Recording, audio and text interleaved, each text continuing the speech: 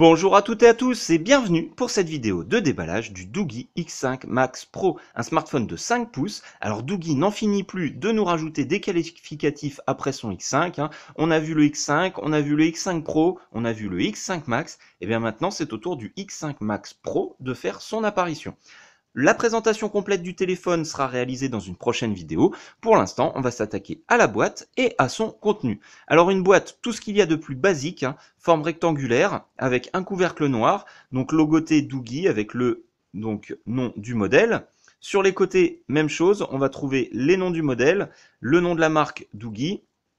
Petite précision intéressante, Doogee nous a collé une petite étiquette ici avec l'adresse du site internet de la marque et il y a une partie à gratter tout simplement qui permet de révéler un numéro de série. Donc ça permet d'aller vérifier, je pense, je n'ai pas fait encore la démarche, j'irai le faire avant le test du téléphone et puis je vous dirai à quoi ça correspond, mais je pense que c'est tout simplement pour aller vérifier sur le site du constructeur qu'il s'agit bien d'un modèle original et pas d'une copie. Alors vous me direz, c'est un petit peu, ça serait un petit peu fort que Doogee soit copié, surtout pour des modèles d'entrée de gamme, alors que les modèles de téléphone chinois, vous le savez tous, sont très fortement inspirés des modèles des grandes marques. Voilà, donc j'imagine mal une autre marque aller copier le modèle de Doogee. Mais pourquoi pas? En tout cas, voilà, ça vous permettra d'aller vérifier sur leur site que vous avez bien reçu un modèle original. Ensuite, sur la partie arrière, eh bien, on a une étiquette autocollante qui est collée. Alors, je trouve ça plutôt bien parce que ça reprend toutes les caractéristiques principales du téléphone. C'est très clair, très lisible. Pas besoin de parler le chinois pour comprendre. Voilà, tout est indiqué. Alors, les caractéristiques, évidemment, on les détaillera lors du test du téléphone. Ici, vous allez trouver donc les IMEI du téléphone, la précision donc pour la couleur du modèle, ici en blanc. On va ouvrir la boîte. Alors, ouverture de la boîte. Déjà, je trouve que cette boîte-là est pas forcément idéale à ouvrir. Lorsque on accède au téléphone, ce qui est plutôt bien, c'est que on a une petite languette. Le téléphone, vous voyez, est emballé dans une espèce de housse protectrice. Ça, c'est un bon point. En revanche, mauvais point, et là, c'est vraiment la première fois que j'ai ce problème-là. Eh ben, en fait, la boîte est trop serrée autour du téléphone, ce qui fait que lorsque vous mettez le couvercle, donc là, je ne sais pas si ça va le faire, mais non, ça ne l'a pas fait. Alors simplement donc en appuyant un peu sur le côté, vous voyez, eh ben, ça va allumer ou éteindre l'écran.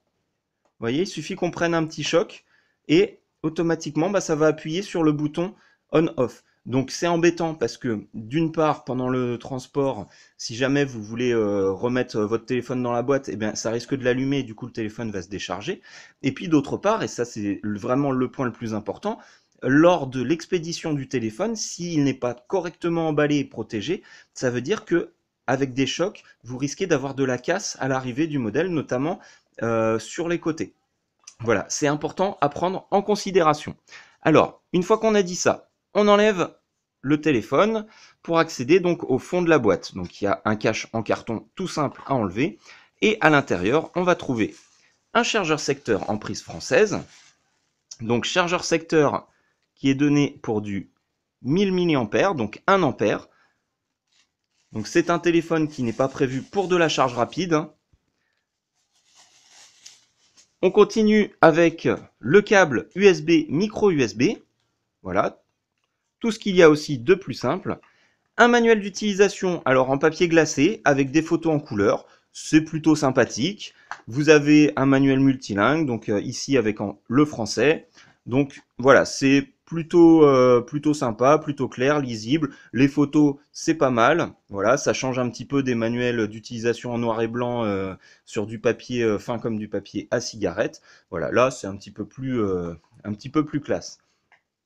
Et puis ensuite, eh bien, on peut secouer la boîte tant qu'on veut. Il n'y a absolument rien d'autre. Là, vraiment, Doogee nous a pas gâté. Il a joué le strict minimum dans la boîte.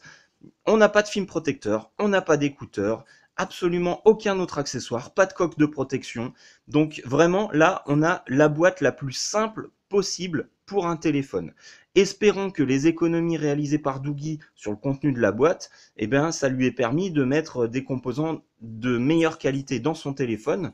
C'est ce qu'on découvrira lors du test qui sera fait prochainement.